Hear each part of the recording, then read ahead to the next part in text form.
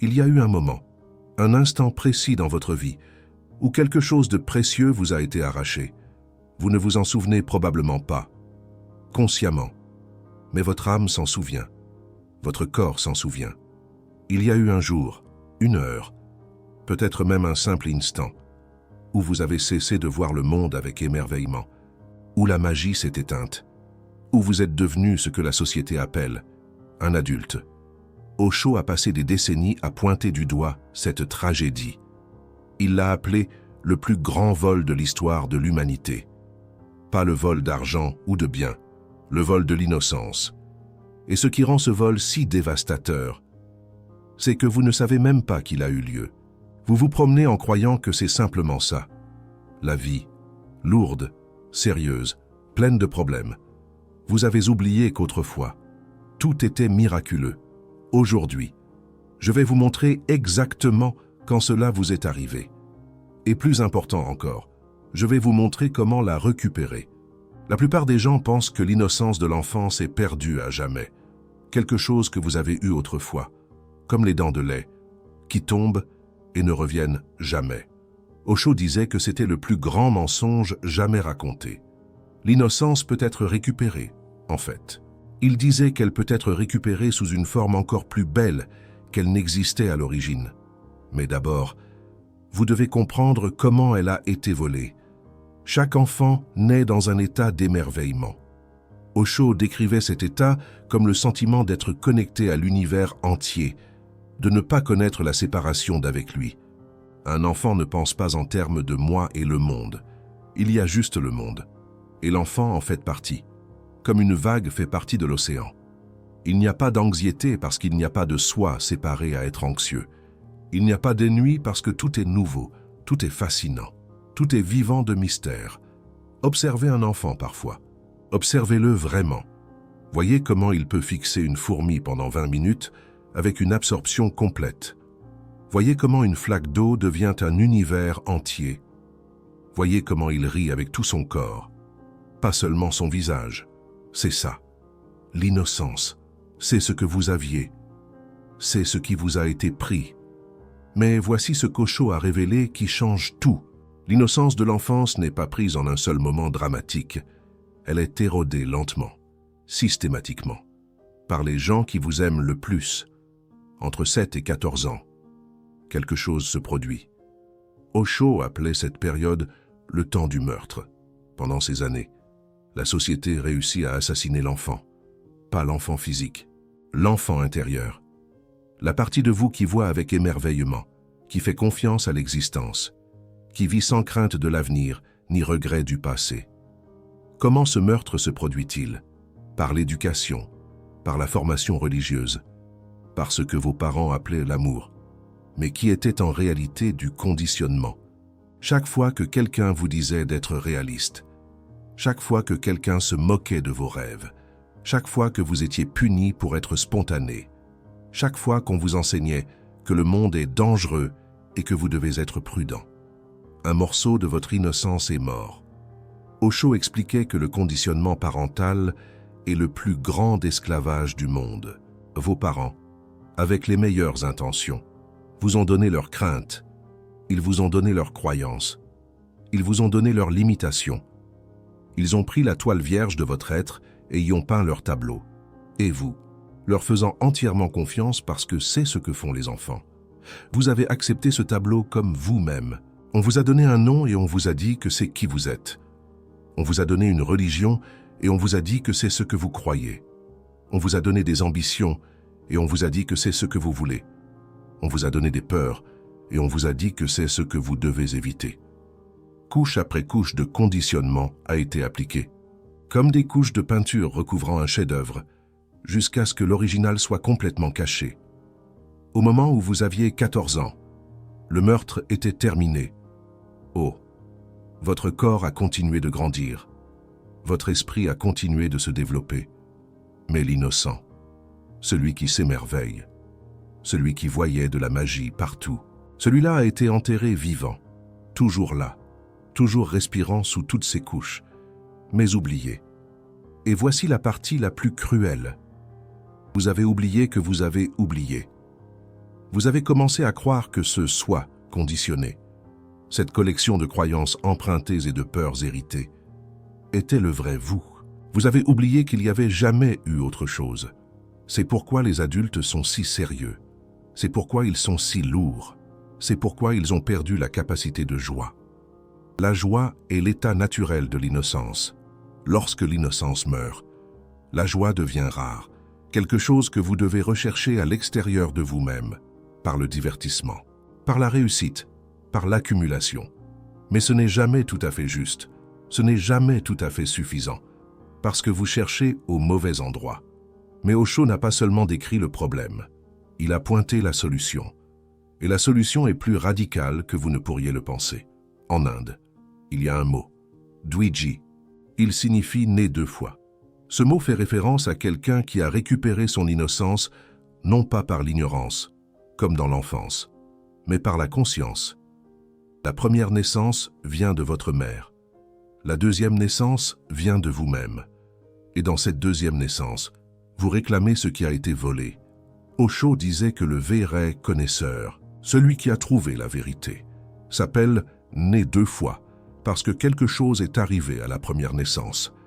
La société, les parents, les gens qui l'entouraient ont écrasé l'innocence et l'ont détruite. Une deuxième naissance est donc nécessaire. Et dans cette deuxième naissance, vous regagnez ce qui était disponible dans la première, mais n'a pas pu être gardé. Il ne s'agit pas de retourner à l'enfance. C'est impossible, et ce ne serait même pas souhaitable. L'innocence d'un enfant, bien que belle, est inconsciente. L'enfant ne sait pas ce qu'il a. Il ne peut pas la protéger. Il ne peut même pas l'apprécier parce qu'il n'a rien à quoi la comparer.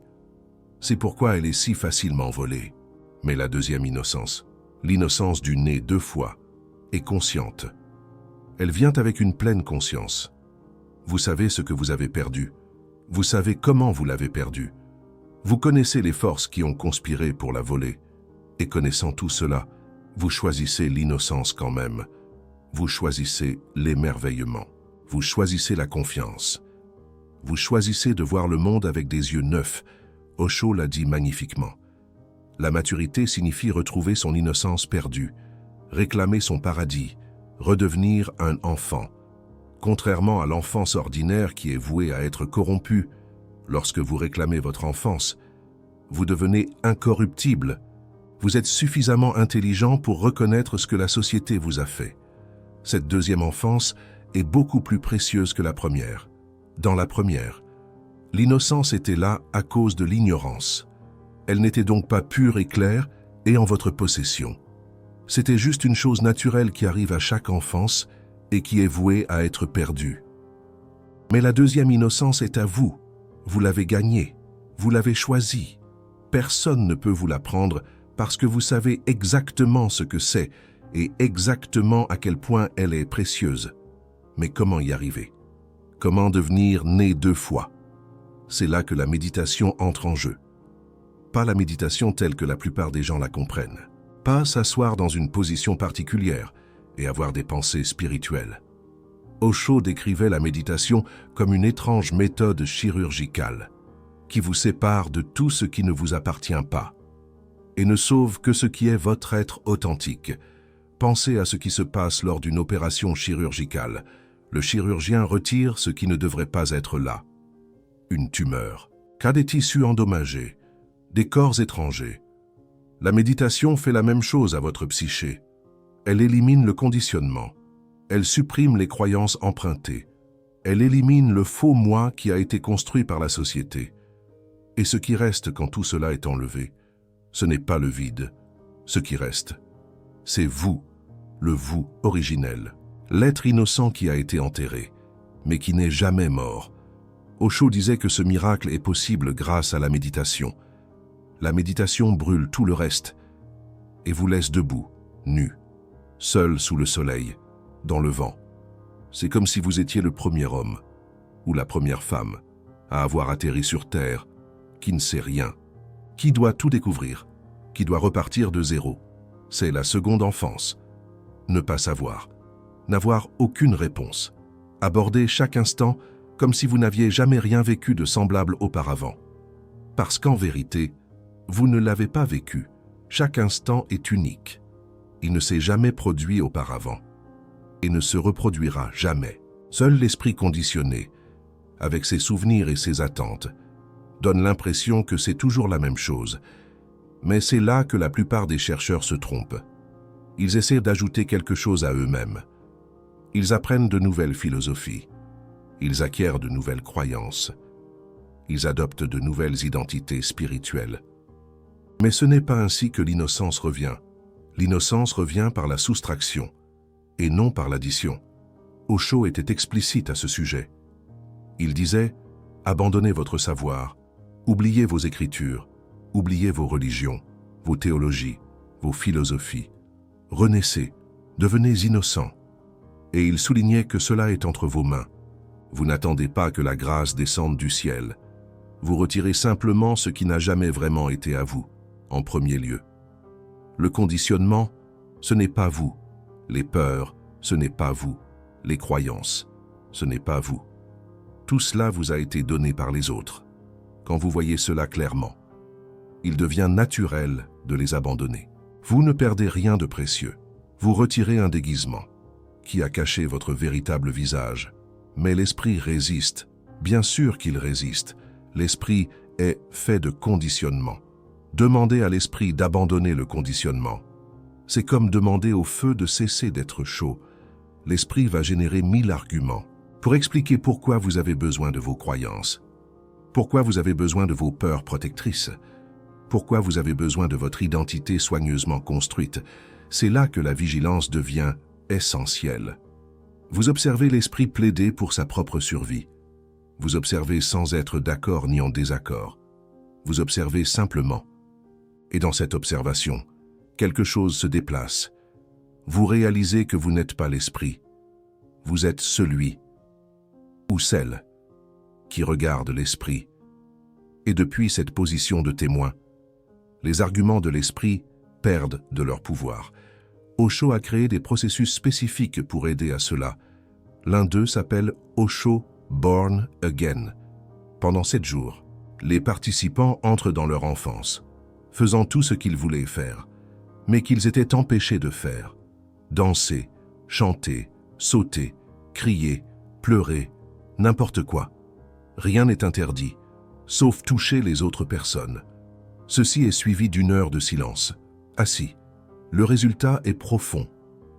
Les gens rapportent se sentir plus frais, plus innocents.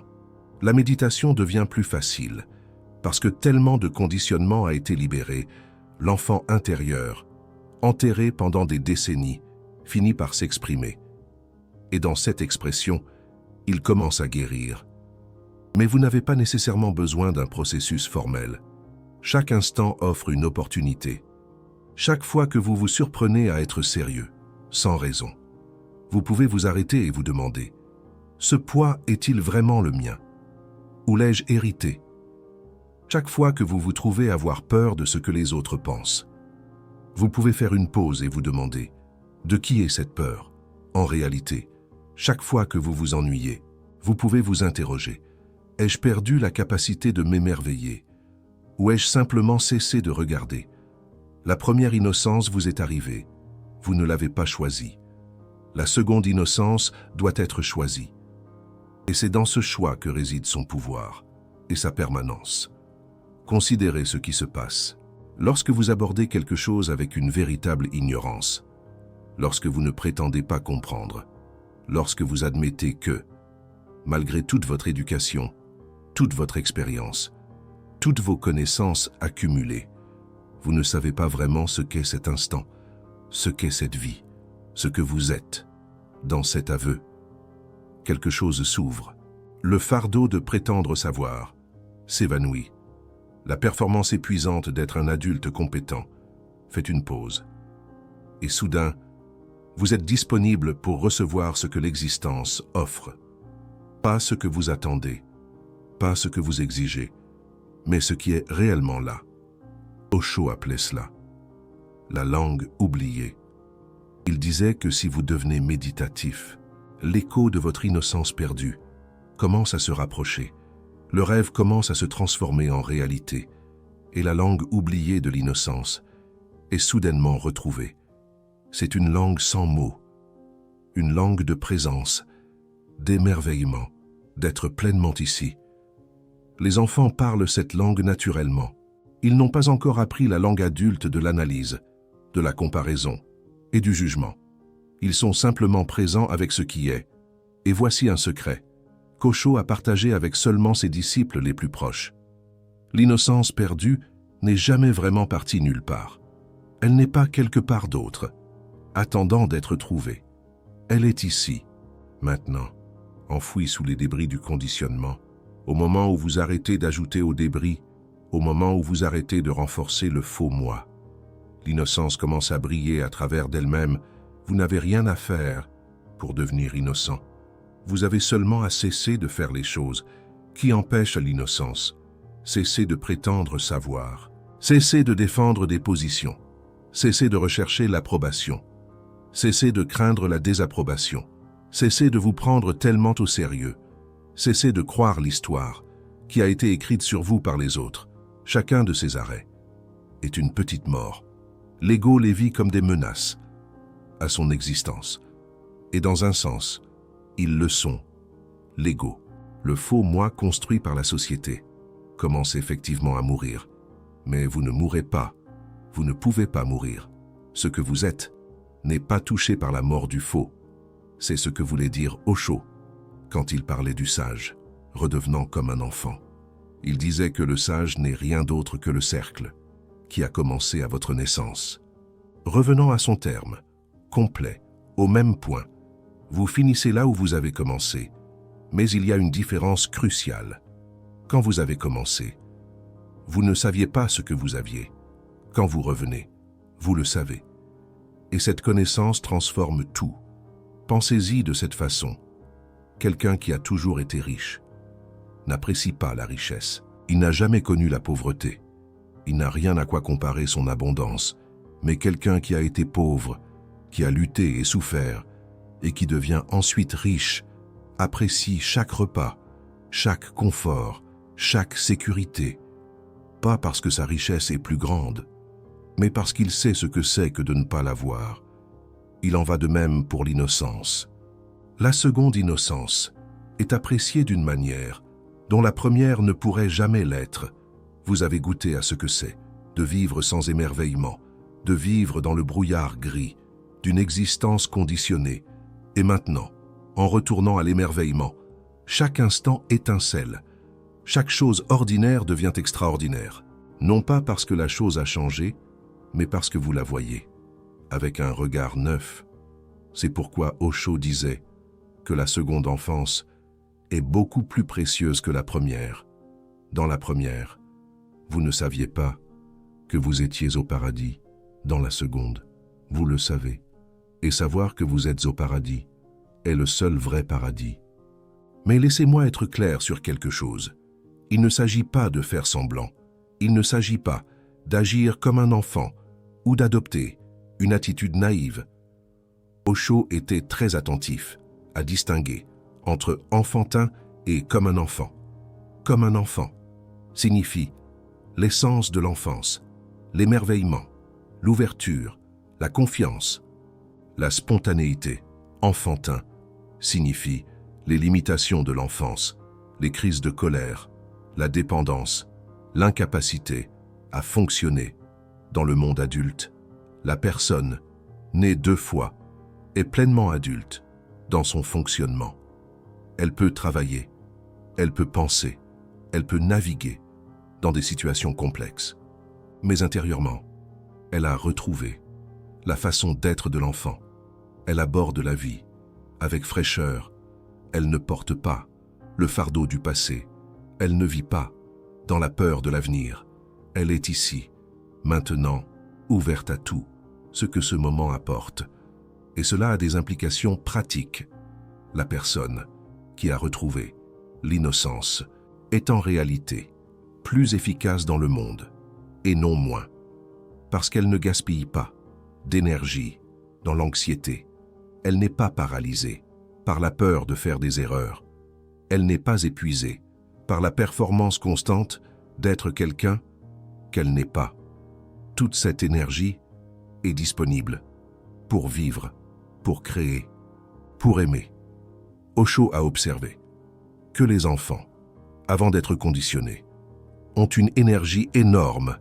Ils courent, ils sautent, ils dansent, ils jouent, du matin au soir. Où va cette énergie? Chez les adultes, elle ne disparaît pas. Elle est consommée par la friction interne du faux soi. Elle est gaspillée dans l'inquiétude, le regret, le doute de soi et la comparaison sans fin avec les autres. Supprimez le faux soi et l'énergie revient. C'est pourquoi les personnes qui retrouvent l'innocence paraissent souvent plus jeunes que leur âge. Elles ont arrêté de vieillir intérieurement. Elles ont arrêté d'accumuler la lourdeur qui plie la plupart des gens sous son poids.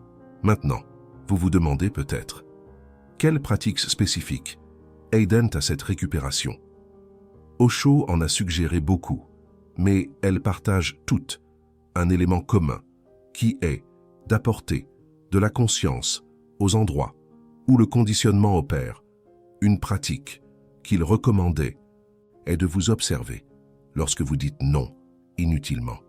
Remarquez combien de fois vous refusez des choses, vous rejetez des choses, vous vous fermez à des choses, non pas parce qu'elles sont nuisibles, mais simplement parce que le soi conditionné a peur de toute nouveauté. Chaque non inutile est le conditionnement qui parle chaque fois que vous le surprenez et choisissez l'ouverture à la place. Vous affaiblissez le conditionnement et renforcez l'innocence. Une autre pratique est de remarquer quand vous êtes sérieux, sans raison. Le sérieux est l'un des principaux symptômes de la perte de l'innocence. Les enfants sont rarement sérieux. Ils peuvent être concentrés, ils peuvent être focalisés, mais ils ne sont pas sérieux de la manière lourde des adultes. Quand vous vous surprenez à être sérieux, faites une pause et demandez-vous, cette situation est-elle vraiment aussi grave que je la traite? Ou ai-je simplement oublié? Comment être léger? Encore une autre pratique est de faire quelque chose de complètement inutile chaque jour, quelque chose qui n'a pas de but, pas d'objectif, pas de résultat, juste pour la joie de le faire. C'est presque impossible. Pour l'esprit conditionné, il veut que tout mène quelque part, que tout signifie quelque chose, que tout produise quelque chose. Mais l'innocence sait qu'être est suffisant. L'existence n'a pas besoin d'être justifiée, peut-être. Que la pratique la plus puissante est de passer du temps dans la nature, sans agenda, pas de randonnée, pour faire de l'exercice, pas d'observation des oiseaux, pour acquérir des connaissances, pas de prise de photos pour les réseaux sociaux, juste être dans la nature, comme vous l'étiez, enfant, sans but, sans destination, sans pression temporelle, en vous permettant d'être fasciné par une feuille, par le mouvement de l'eau, par les motifs de lumière, à travers les branches, dans la nature. Le faux soi n'a rien à faire, il n'y a rien à accomplir rien à prouver, rien à accumuler. La performance peut s'arrêter, et dans cet arrêt, quelque chose d'ancien se réveille. La partie de vous qui sait que vous appartenez à la Terre, la partie qui était là avant le conditionnement et qui restera après que le conditionnement se soit dissous. Mais toutes ces pratiques sont secondaires. Le travail principal est simplement de voir comment le conditionnement opère, voir comment il a été installé, voir comment vous le maintenez, jour après jour, à travers vos choix et vos réactions à la lumière de la vue. Le conditionnement commence à se flétrir, non pas par l'effort, mais par l'exposition. Vous n'avez pas à combattre le conditionnement, vous avez seulement à le voir. Quand un mensonge est vu comme un mensonge, il perd son pouvoir. Quand le faux soi est vu comme faux, Il commence à se dissoudre. C'est pourquoi Osho a mis l'accent sur la conscience avant tout. La conscience est la clé maîtresse. Elle ouvre toutes les serrures. Le voyage de retour à l'innocence ne consiste pas à ajouter quoi que ce soit à vous-même. Il s'agit de découvrir ce qui a toujours été là, recouvert de couches de conditionnement. Vous êtes déjà innocent, au fond de vous. Vous avez toujours été innocent. La pollution n'est que près à la surface. Grattez la surface et l'innocence est révélée. Osho a raconté une belle histoire à ce sujet. Il a dit que la religion est une redécouverte. C'est quelque chose que nous avions connu, que nous avions vécu, mais que nous avons laissé loin derrière. Si loin derrière qu'il semble presque comme si ce n'était pas une réalité, mais seulement une scène de rêve. Juste un faible souvenir, un écho lointain. Mais cet écho vous appelle. Il a toujours appelé. Cette étrange nostalgie que vous ressentez parfois. Ce sentiment que la vie devrait être plus magique qu'elle ne l'est. Ce désir pour quelque chose que vous ne pouvez pas nommer, c'est l'innocent, enterré, mais pas mort, qui vous appelle à rentrer à la maison. Et la maison n'est pas ailleurs. La maison est ici. La maison est maintenant. La maison est ce moment. Vu avec un regard neuf, reçu avec un cœur ouvert, vous venez de découvrir. Pourquoi vous sentez que quelque chose d'essentiel a été perdu, quelque part, en cours de route? Pourquoi la vie semble plus lourde qu'elle ne devrait l'être? La plupart des gens n'apprennent jamais que l'innocence peut être retrouvée, que la seconde enfance est possible, que Dwidge est une vraie transformation disponible pour tout le monde.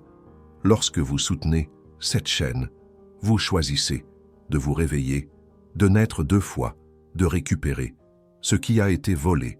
Ce choix se répercute de manière que vous ne pouvez pas imaginer, mais que vous souteniez ou non ce que j'ai partagé travaille déjà en vous. Vous ne pouvez pas, à ne pas entendre ces mots. Une partie de vous se souvient de ce que c'était, de voir le monde avec émerveillement, et ce souvenir est le commencement. Voici ce que vous pouvez faire à partir d'aujourd'hui, ce soir, avant de dormir. Essayez de vous souvenir d'un moment de votre enfance où vous avez ressenti un émerveillement complet. Peut-être regardiez-vous les étoiles, peut-être jouiez-vous dans l'eau, peut-être étiez-vous simplement allongé dans l'herbe à regarder les nuages.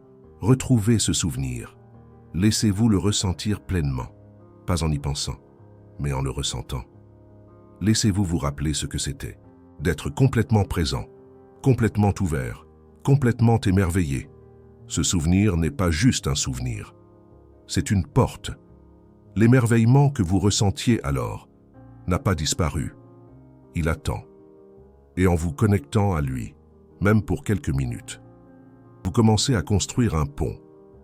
Dans les jours qui viennent, remarquez quand vous agissez à partir d'un conditionnement, plutôt que de votre être authentique.